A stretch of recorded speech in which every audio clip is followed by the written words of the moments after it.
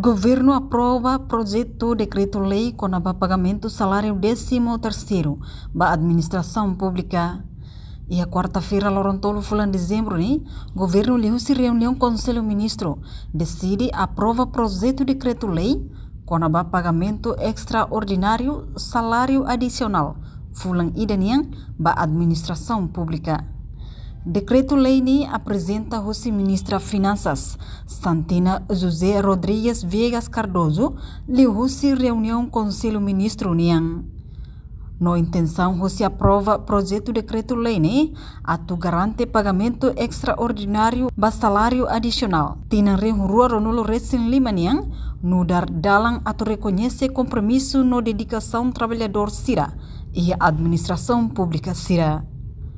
No medida idani mantém princípio universalidade, nebe abrange titular cargo público, funcionário, agente no membro sira, o se força defesa no segurança, trabalhador sira nebe vincula, o se lei trabalho niang, no contratado sira administração pública niang, inclui exceção contratado estrangeiro.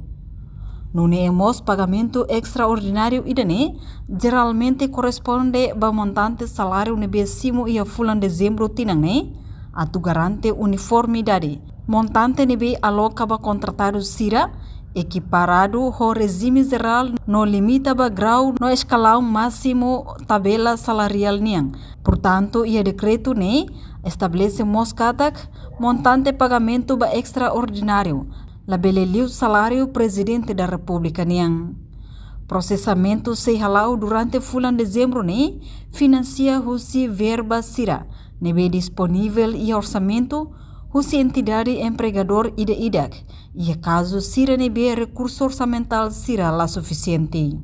Pagamento tem que for prioridade para trabalhador sira, o salário que igliu. O montante resto sira nebe assegura, li husi orçamento geral estado utina rihurua Ronulo Recém. Reportagem Beatriz Belo, televisão Timor Post.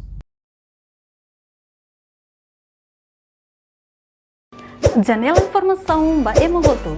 Atua tem informação atual dia kliu. Kita haluha, haneham botão subscribe, like, halo comentário no fahe tutang ba media sosial hotu.